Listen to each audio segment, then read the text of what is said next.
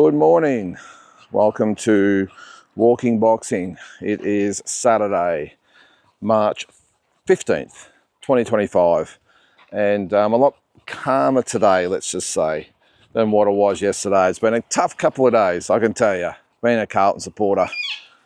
I've had my say on it, but geez, it has been entertaining, I've got to say, the last sort of 24 hours with the talkback radio and the online stuff. My fellow Carlton supporters all having absolute meltdowns. Oh, you got to love footy, don't you? Isn't it funny? Everyone starts the year and everyone's super keen. Everyone's going to win the premiership. All the players are looking the best they ever have, and then the season starts. And in our case, you get embarrassed by a bunch of kids, and it's like the season's over. One game in, we've only got 22 to go, so you never know. But geez, fair income. What a performance. But anyway, we move on. Life goes on. There's more important things to worry about in life than football. Of course, boxing. Got this to talk about. Get up every day and do this. It's fantastic. And let all the troubles of the world sort of float off, and don't worry about the footy. And as was it George's dad in Seinfeld? Serenity now. That's where I'm at. Serenity now. The amount of times I've said to myself, yeah, just relax, calm down. Never really did care about the little things. That's another saying they have. Don't worry about the little things. Well, deep breaths, Lyndon. Serenity now. Anyway, we move on. All right, into the boxing. And I must say in the last few weeks, even months, the channel's grown really, really well. We're well over 2,000 people now, which is great, subscribers. So thank you to everyone out there that does subscribe. I hope you get your weekly, or sorry, not your weekly, the daily input as far as the boxing world goes, and my opinion is everything. But obviously, as you grow, obviously there's more comments, more opinions, and everything else, and which I welcome. I really do. I love seeing the comments every day. I don't really get a chance to reply to a lot of them because most of those I might be on the road or doing stuff, and it's hard enough to sort of putting the videos up when they're supposed to be and then getting back. So I apologise if I don't come back to your comment. I do see them, but most of the time I don't get a chance to reply to all of them. I do my best, but anyway. But yeah, as I said, the channel grows and you get more comments and opinions sort of thrown back at your way there. Inevitably, not everyone agrees with you, and that's fine. That's fine. People question opinions. I don't think I've ever had anyone that's sort of nasty about it, but you do have people that sort of question what I'm saying and what I've said in that daily video. And one of the things that's sort of come up in the last probably a few weeks, I suppose. I don't know. It's hard to sort of gauge exactly when, but there's been some opinions back or comments saying that maybe I'm a little harsh on some of the Aussie boxers out there, the ones that are supposedly at the elite level and the ones that might be challenging for world titles or maybe getting big fights overseas or even just big fights here. And maybe saying I'm just a little harsh and maybe they're not as... I don't think I've ever said a boxer's bad, but questioning that, because I do question all our fighters, as you would know if you watch these videos every day, that I have my say on all types of fighters. Just recently it was Wednesday night with Matteo Tapia and Michael Zarafa, but just saying that, well, I don't agree with, I think this guy's that, and I think he can do this, and that's great. That's why we have the opinions that we do and the platforms that we have to get our opinions out there. But I thought I would just respond today with maybe a little bit more in depth about why I question some of the Aussie fighters. The first thing I will say is that I don't think I have to tell any of you out there in YouTube land that have followed boxing for a long time, especially Aussie boxing, about how tough this business is. It's not really a sport, it's a business. And how cruel it can be, how cutthroat it can be, how tough it can be, and the competition you go up against when you get at that next levels. I mean, we talk about it all the time, levels. L-E-V-E-L-Z, as my old mate Noonan Boy says, levels. Am I allowed to say that? I think he's got it copyrighted, but anyway. Shout out to Noonan Boy if you're watching too, mate, doing great things for Aussie boxing. But there are levels in this sport. It's as simple as that. And I think I don't, again, have to remind you that the boxing landscape is littered with the carcasses of Aussie boxers that have tried to make it big. And I love all our Aussie boxers. I love the fact they get opportunities. I break my ass off for them when they actually get in those fights. But we've got to be realistic about where they stand. And I think we all would be in agreement that in Australia, and I'm sure it's the same in a lot of other countries as well, but I'm only talking about Australian boxing in this one, in that how many times have we seen these prospects coming up and they bowl over a few, as we say, tuk-tuk drivers or cab drivers or whatever they are, Uber drivers, have them over those sort of third world countries, I don't know. But they build themselves up, they might get a couple of fringe wins, and all of a sudden, and they look great, and then we're talking them up, and then they go and they get their ass handed to them by an elite fighter. We've seen it a lot of times. Now, there is the type of fighters that probably know where they stand but still want to go over there and get these big fights. And I'll use a quick example of someone like even like a young Dana Coolwell. John Manu did it as well. Maybe in between about whether they thought they were at the level but still wanted to test themselves and went over there, and it didn't end well for them, but I take my hat off to them for actually going over there and giving themselves a chance. But then you have the fighters that I suppose are built up as being really elite and really A grade, or maybe not A grade, but B grade, or good enough to fight and maybe win a world title. So they're the ones that go over there and things don't end well for them, and that's probably why I'm probably a little bit sort of battle hardened as far as our Aussie boxers goes. And I've been pleasantly surprised a lot of times, don't get me wrong. And I mean, the big one is obviously Jeff Horn over Manny Pacquiao, Jeff Harding over Dennis Andrees, George Kambosos over Teofimo Lopez. I mean, some unbelievable wins over the journey. But we've got to keep it real. We've got to keep it real. And as I said, like, I'm sure you will be in agreement that we just get a little bit of ahead of ourselves sometimes. And I've seen enough boxing at the absolute elite level to know, or to look at an Aussie fighter and say, and I feel quite comfortable in giving my opinion of yes or no, whether I think they're at that level. And I make no apologies for giving my opinions. That's why I created the channel. I wanted people that maybe wanted to listen to what I had to say. I think I know what I'm talking about. I hope I know what I'm talking about. But that's why I created this channel, so I could give my opinions and insights and everything, and maybe have an audience out there that appreciates what I'm trying to say. So I thought I'd just quickly go through some of the fighters today, maybe elaborate a little bit more on my thoughts about where they stand. Now, I'm pretty sure I did a video not long ago about the ones that I think are at sort of world level and maybe the ones that aren't. But I won't sort of go into that depth. I'll just quickly sort of brush over, and I'll go back to Wednesday night for starters. And I had a few people say, oh, yeah, I think you're a bit harsh on Matteo Tapia. No, this guy, he's the real deal. I think he can win a world title, and I hope he does. I really do. But I'm not going to back away from my opinions that I just don't think he is capable of beating the Laras and Adamezes, and especially the Janabeks of the world currently. I just think he is a little bit easier to hit. I think his power's just okay, but he can be hit. And we saw it with the Saavedra fight. Saavedra, again, in my opinion, is not really top 10 material in the middleweight division. And I suppose I'll rest my case on that particular fight to show that Saavedra, I thought, did more than enough to win the fight. And it's nothing, there's nothing wrong with it, that not being at the level. Don't get me wrong, I respect all these guys. But when it comes to Matteo Tapia, let's just say that, in my opinion, there's just something missing. Let's just leave it at that. I just think there's something missing. I think he's a great young kid. I really like him as a fighter.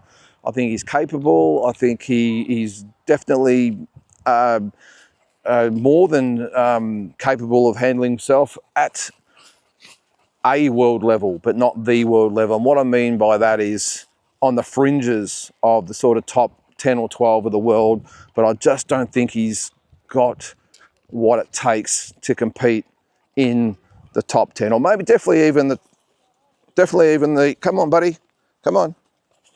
Definitely even, the level you need to be to win a world title, let's just say that. And I hope I'm wrong. I really like Matteo, but call it gut feel. Something's missing. And I think that was highlighted by the Saavedra fight. Looked good the other night. but Vorobyev is far from world level, let's just say. So anyway, look, I think again with what's happening a lot in world boxing history is that sometimes you might think a fighter's capable and they get an opportunity and they take it and they rise. And maybe that's the case with Matteo Tapia, but we'll see.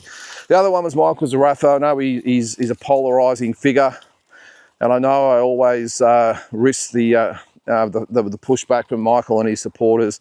All I'm just going to say with Michael is, without stirring the hornet's nest, is I'll put it as bluntly as I can. I just never have and don't currently think Michael's at a world level. And again, I'll use the example, Erislandy Lara, boom, boom. As Isaac Harbin will say, 1-2, Timmy Zoo, all over, that's it. And I don't want to get stuck into Michael because he's sacrificed his life for this sport. He's done a lot. I admire him for his dedication and continually coming back after the setbacks. I admire it. But that doesn't change the fact that, in my opinion, he's just not a world level fighter. That's just it.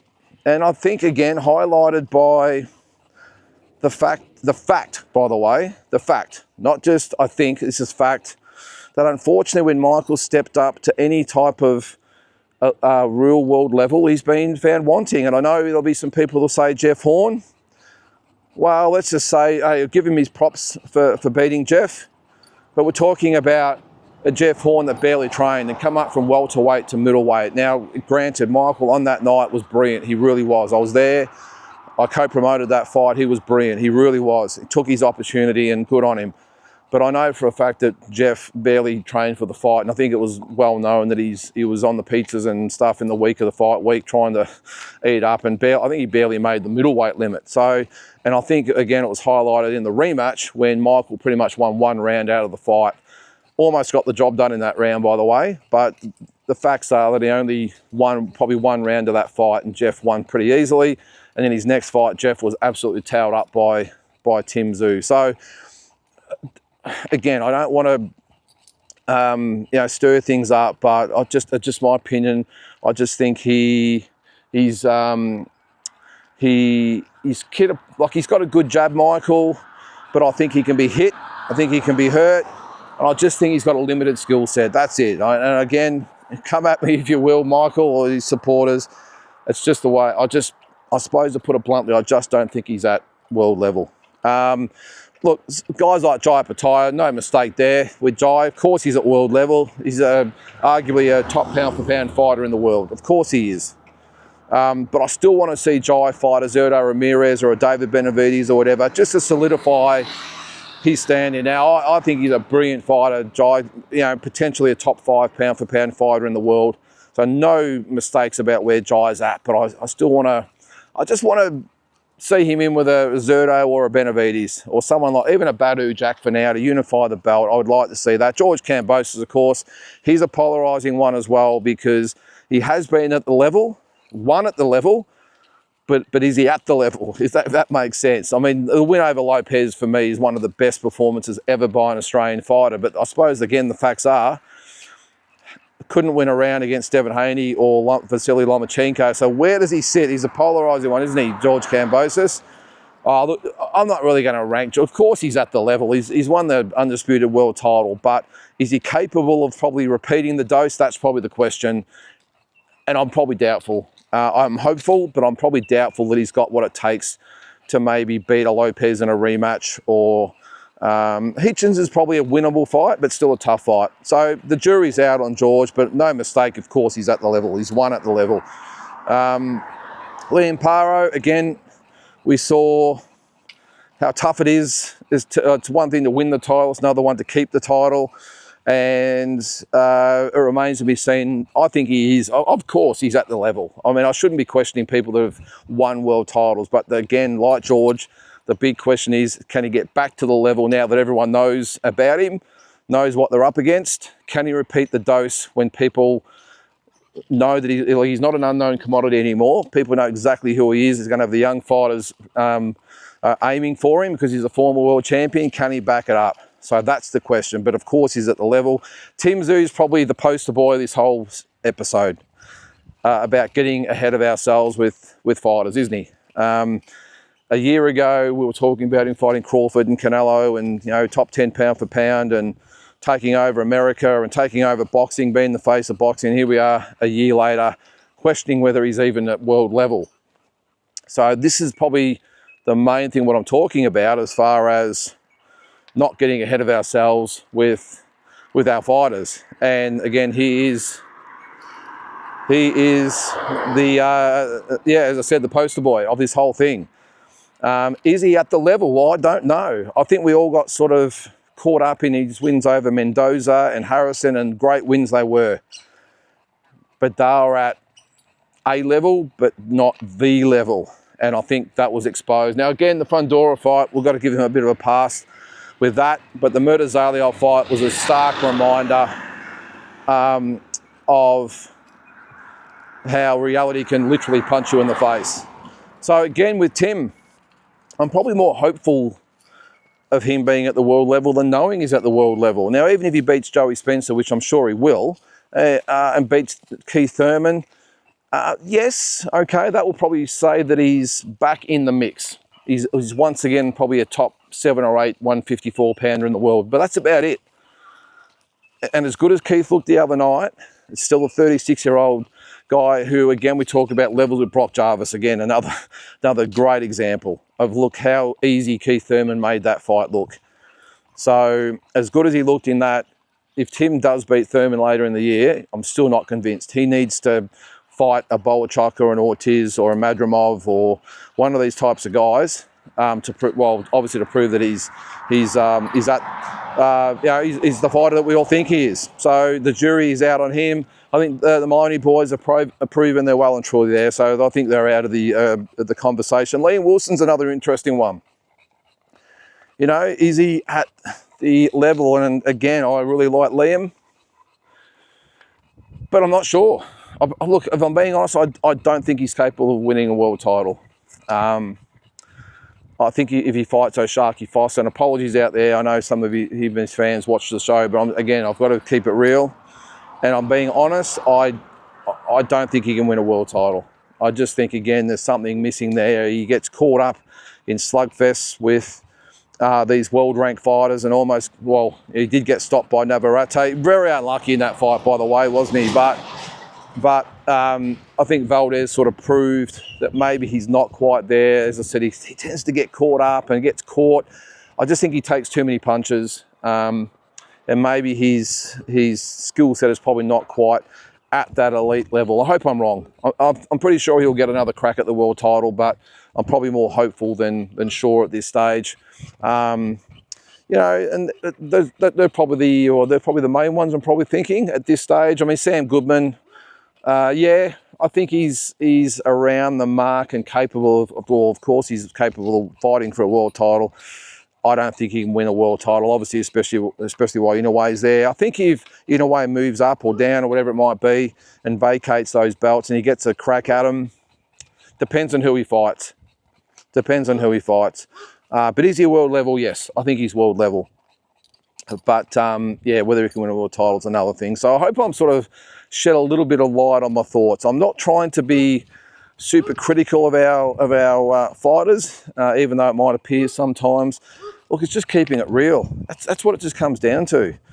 You know, and as I said, like, we were in nearly 20 world title fights last year, and we only won a handful of them. So that probably justifies my point. Having said that, Australian boxing's never been in a better position as far as the quality of fighters we've got coming through, the support they have, the promoters that are behind them, managers, promotional, whatever it is behind them. They're getting great experience in training camps and all that these days. They're getting really good fighters being brought to our shores so they don't have to travel. So I don't want to be all doom and gloom because it's anything but. We are in a great spot at the moment. As good as last year, probably not, but hey, who knows? Who knows what might happen this year? But look, what I will say is I just wish all our fighters the best. I wish nothing but the best for them. But again, you can't sugarcoat it and barrack for fighters and maybe get a little bit, you know, your view of them might be a little bit distorted and you're more, the rose-coloured glasses, whatever they call it. So, but again, I wish them all the very best. And we're going to see what a lot of them are made of pretty soon, because a lot of them have got big fights coming up. And but for me, the jury's out on whether they can actually get there. So I hope I've sort of clarified a few points there. A couple of other things quickly in the news. Paul Gallen and Sonny Bill Williams, I wasn't even going to mention it, but we are talking about Australian boxing. So it looks like they're going to fight around State of Origin mid-year. I don't really know. I don't really care, to be honest. I do admire Paul Gallen, though, because he doesn't want to fight 2-minute rounds or anything like that. Like Sonny Bill Williams wants 2-minute rounds. He wanted 8 2-minute rounds. Gallen wanted 10 threes. I think they're going to compromise on 8 threes. So, but I mean, Sonny Bill Williams, if you're going to be a fighter, mate. If you want that, if you want to fight 2-minute rounds, go fight Jake Paul on YouTube.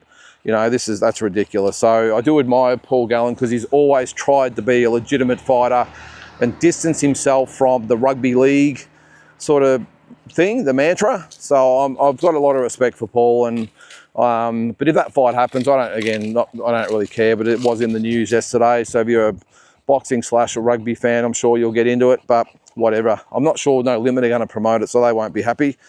I'm not sure. But anyway, and what else was going on? I see Ryan Garcia is being sued again, this time by the Japanese firm that we're going to promote his exhibition with the Japanese fighter that fell through. So it's never a dull moment for Ryan Garcia. And Chris Eubank Jr. I think he's been fined £100,000 for the egg slap, and he said it was worth every single cent. So good on you, Chris. I'm starting to warm a little bit to Chris Eubank Jr. I think I said the other day, I do feel for him a little bit with what's happened with his dad and everything. And yeah, I'll be going for him when he fights Conor Benn. I think it'll be a good fight or entertaining fight. But I have warmed a little bit to Chris Eubank Jr. So anyway, guys, I'm going to go settle in for the day. It's going to be a hot one. I'm going to look. It might be another day or two of sulking before I get back to my normal self, but I'll get there. There's always next week, as they say in footy. So anyway, guys, hope you have a great Saturday. We'll catch you tomorrow.